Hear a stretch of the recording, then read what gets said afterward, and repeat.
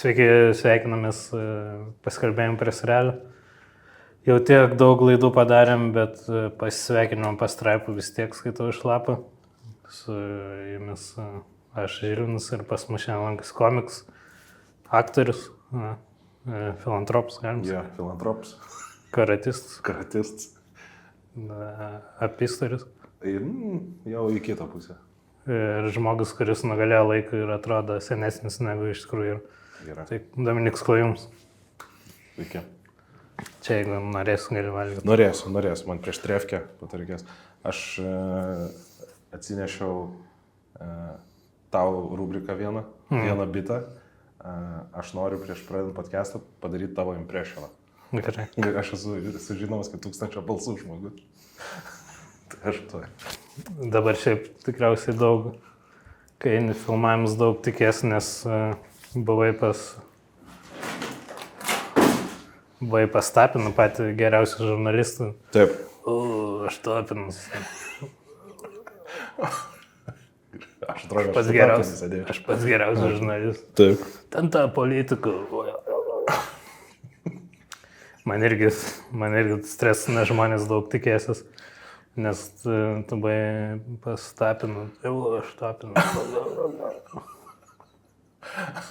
Malinauskai. Priešai. Aš nežiūrėjau laidos, gali būti, kad kartos klausimai. Bret, aš man atrodo patroną prarijau.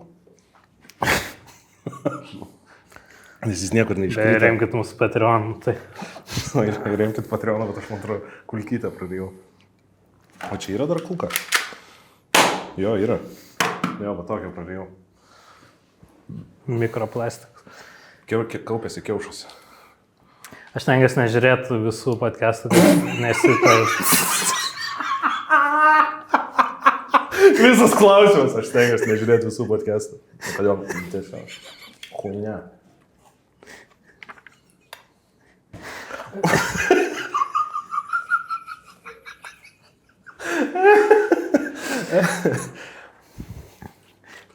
Kokios savo politinės pažiūros į kairį, dešinį ar centristus? Ar kai su žmona ten labiau... Kaip su žmona labiau. Kaip kada pas manęs lankė? Aš Andrius Tapinas. Esminės, kad skaičiau vieną interviu su Bliuško komedijos burbulas. Kada šitas burbulas su Bliuško? Niekada. Niekada? Pas tavę tai niekada.